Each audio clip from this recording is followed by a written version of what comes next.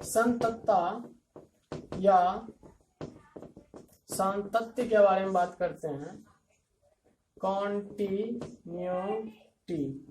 इसमें देखिए हम क्या करते हैं, कॉन्टिन्यूटी, इसमें हम आपको एक छोटी सी एग्जांपल पे लेके बात करते हैं। जैसे f(x) बराबर कोई एग्जांपल ले लेते हैं जिसमें -1 यदि x लेस 0 हो और x की वैल्यू जो है वह 0 यदि x बराबर 0 हो, और एक लेते हैं 1 यदि x की वैल्यू ग्रेटर 0 हो।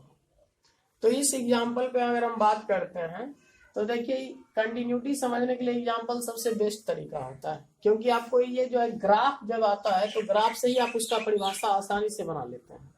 तो इसका हम ग्राफ खींचते हैं।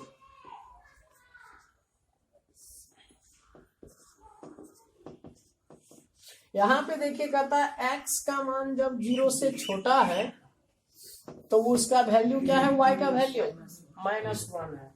तो देखिए हम मान लेते हैं कि y तो यहाँ पे होता है और x का मान 0 से छोटा। तो हम आप लोग 11th में पढ़े हैं कि कोई भी चीज अगर बराबर तक नहीं जाती है तो कार्टेशियन प्लेन पर दर्शाने के लिए लेस हो या फिर ग्रेटर हो तो उसको इस तरह के साइन से दिखाया जाता है, और अगर वो इक्वल जाती है तो हम बोलते थे कि इसको भर दिया जाए। अगर इक्वल है तो भरा जाए, ग्रेटर है या फिर लेस है तो इस तरह से डैश करके, ये 11th में आप लोग को बताया जाता है लिमिट चैप्टर में। तो यहाँ पे हम देखते हैं x का मान लेस है, 0 से लेस है, इसका मतलब x कार्टेशियन प्लेन तो यहाँ पे ही शो कर पाएगा क्योंकि यहीं पर x की वैल्यू 0 होती है।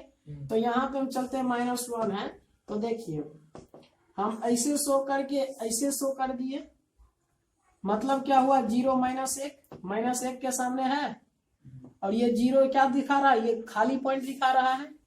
तो इस चीज को आप क्या किए, ग्राफ पे ऐसे लिख सकते हैं ना। अब देखिए x बराबर 0 तो वैल्यू भी क्या है 0, मतलब आपका कहाँ है पॉइंट, यहाँ पर है।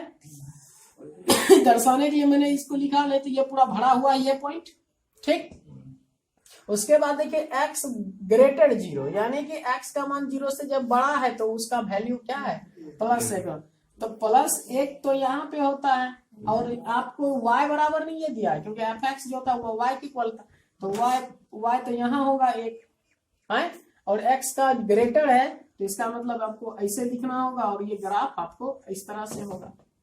अब इस तीनों पॉइंट को अगर आप ध्यान से अवलोकित करें तो आप बता सकते हैं कि आपको इस ग्राफ को खींचने के लिए कलम नहीं उठानी पड़ेगी। आप देखते हैं कि यहाँ पे 0 है और -1 की अगर ये खींच लिए तो हमको अगर 0 पे जाना है तो कलम उठाकर यहाँ पर रखना पड़ेगा। उसके बाद अगर हमको +1 की ओर जाना है और x बराबर ग्रेटर 0 हो तो पहले तो ग्रेटर 0 है, मतलब इस y अक्ष पर नहीं है, y अक्ष को छोड़ के कुछ दूरी तक हट के है। ग्रेटर x से ग्रेटर मतलब क्या, x 0 से कुछ भी बड़ा हो सकता है, 0.001 ही क्यों ना हो, लेकिन 0 पॉइंट पे तो नहीं है, यानी कि इस अक्ष को छोड़ के वो आगे से ग्राफ जाएगा, यानी आपको हर हाल में ग्राफ कलम जो है उठाना पड़ेगा। तो यहाँ देखिए कि यहाँ भी कलम उठ रहा है, यहाँ भी उठ रहा है और यहाँ भी उठ रहा है, यानी कलम आपका लगातार कई बार उठ रहा है, जिसके कारण आपका ग्राफ जो है वो ब्रेक हो रहा है, अर्थात ये पूरी फलन जो है वो समतल नहीं है। समझे बात? यानी जब किसी ग्राफ को सिंपल भाषा में बात करें, यदि कोई फलन संतत होगा यदि उसके ग्राफ को खींचने में आपकी कलमे या आपकी पेन जो है एक बार भी नहीं उठता हो तो उस तरह के फलन जो है क्या कहलाते हैं, सामतत्व फलन कहलाते हैं। अगर ग्राफ खींचने के दौरान अगर आपका पेन नहीं उठता है तब तो सामतत्व है, लेकिन अगर एक बार भी उठ गया तो वो सामतत्व नहीं है। तो इस तरह से आप सामतत्व और सामतत्व नहीं होने की जो है चीज समझ गए, ठीक ना। जैसे मान लीजिए कि f(x) बराबर आपका दिया गया है फलन, जैसे f(x) बराबर आपको दे देता है 2 यदि x is not equal to 0, और एक दिया जाता है 0 यदि x बराबर 0।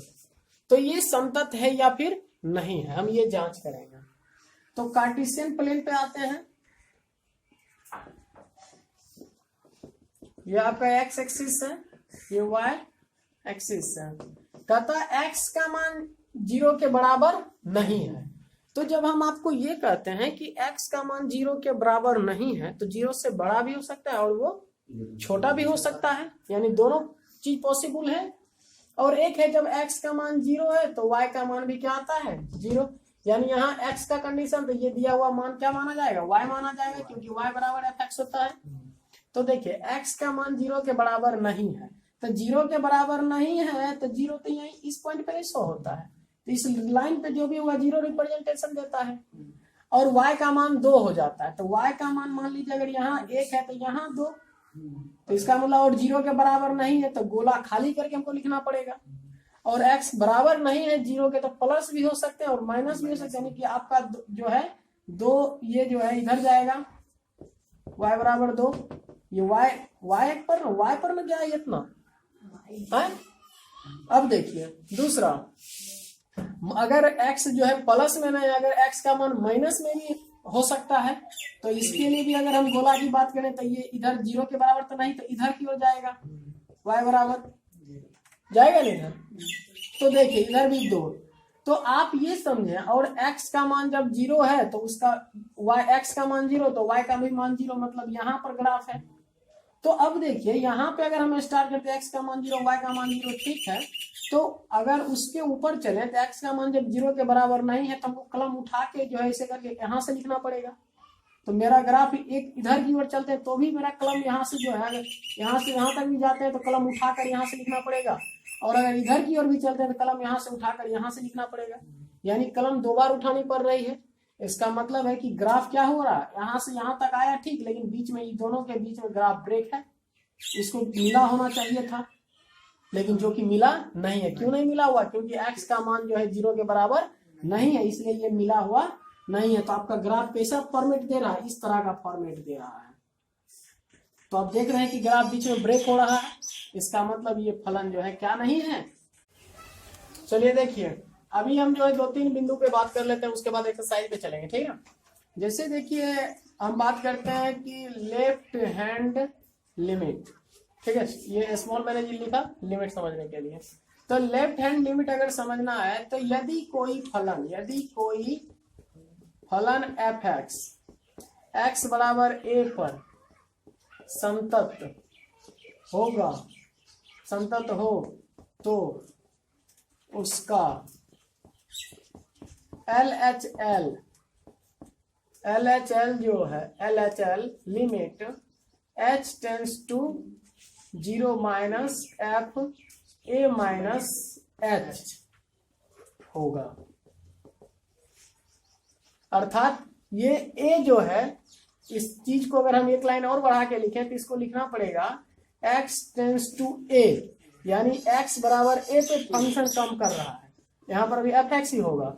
और इसके अगले स्टेप में x बराबर a जो है, a में से बहुत ही छोटी राशि मैंने h घटाया है, तो इसीलिए इसको हम लिख सकते हैं लिमिट h टेंस टू 0, यानी लिमिट का जो मान है वो लगभग 0 के नजदीक है, अर्थात कुछ घट ही नहीं रहा है। तो इसलिए यहाँ आपका फलन जो बनेगा a माइनस एच, यानी x बराबर a पर जो आपने काम किया उस a में से मैंने लगभग 0 के नजदीक वाले राशि h को घटाया, जो कि ज्यादा प्रभाव उस पर नहीं डालेगा। तो इस तरह से आप समझ सकते हैं ये वाला फॉर्मेट जो है एक्चुअल में ये फॉर्मेट होता है, और इस फॉर्मेट को ना लिख के हम इस फॉर्मेट को लिखेंगे, ठीक है। और यदि कोई फलन RHS अगर RHL की अगर आप बात करते हैं तो सेम वही होगा, लेकिन उसमें क्या हो जाएगा कि limit h tends to 0 plus f a plus h. ये जो हम लिखते हैं एक्चुअल में ऐसे नहीं, बल्कि इसका फॉर्मेट ये होना चाहिए limit x tends to a plus, और यहाँ हो जाएगा a, यहाँ पे हो जाएगा x प्लस x, यहाँ पे x होगा। और इस चीज को अगर आप आगे लिखिएगा, जब x बराबर a पे आपने काम किया और a जो है, अब a में से हमने मान लीजिए कि कोई 0 के नजदीक वाली राशि को जोड़ा, यानी यहाँ पर होगा x बराबर a, तो a का मान दिया, और a में जो है 0 के नजदीक h राशि को मैंने जोड़ा, तो यहाँ पर h होगा, समझे। तो ये h जो है लगभग 0 के नजदीक, अर्थात इसका मान क्या रखेंगे आगे जाके x बराबर 0, तो 0 रख दिया था बराबर a। f बराबर a मतलब कि x बराबर a पर ही फलन काम कर रहा है, यानी RHS फॉर्मेट को इस रूप में लिखा जाता है, ठीक है ना। लेकिन वो है किस रूप का, इस रूप का है, यानी जिसपे आप फलन काम कर रहे हैं वो इस रूप में होना चाहिए। उसी में h राशि, एक छोटी सी राशि को आप जोड़ भी सकते हैं, एक छोटी सी राशि को आप घटा भी सकते हैं। लेकिन आपका तीसरा जो आता है centre of the point, centre of the point जो होता है ये एग्जैक्ट कोई काम जो x बराबर देकर दिया हुआ रहे कि x बराबर 0% तक कीजिए, x बराबर 2% तक कीजिए, तो ये आपका जो होगा fx बराबर, यानी आप कह सकते हैं x बराबर a अगर है तो आपको होगा fx बराबर fa, यानी x का मान यदि 1 दिया जाए तो आप 1 रखिएगा और यहाँ भी 1, जो हल करके आएगा वो आंसर। यानी ये 3 तरह का फॉर्मेट आपका बनता है। इसी तीनों फॉर्मेट को अगर आप याद रखें तो लिमिट आसानी से बन जाएगा। अक्सर बच्चे कंफ्यूज कहाँ पे होते हैं, बता देते हैं आपको। यहाँ पे वो x बराबर 1 पर कोई फलन को संतत करने के लिए कहता है तो बच्चा x बराबर 1 यहाँ देता है, यहाँ भी 1 बैठा देता है, लेकिन अगले स्टेप में h का जो प्रक्रिया जो कि h 0 के नजदीक है, जिससे कोई ज्यादा फर्क नहीं पड़ता है, बच्चा वो h देना ही छोड़ देता है या फिर यहाँ पे आके कंफ्यूज हो जाता है। उसे लगता है कि मैंने x बराबर 1 पे काम करना है तो ये h कहाँ से आया। तो समझना उसको h जो है एक बहुत ही न्यूनतम राशि है जो कि लगभग 0 के ही नजदीक होती है, जो कि सॉल्व करने के बाद लिमिट में हम h जब आ जाएगा तो h की वैल्यू हम 0 रख देंगे तो कोई फर्क नहीं पड़ता है। तो इसलिए बच्चे यहाँ कंफ्यूज होकर यहाँ और ज्यादा कंफ्यूज हो जाते हैं, और इसी तरह का प्रोसेस में भी होता है, परिणामता उससे लिमिट टफ हो जाता है उसके लिए, ठीक है।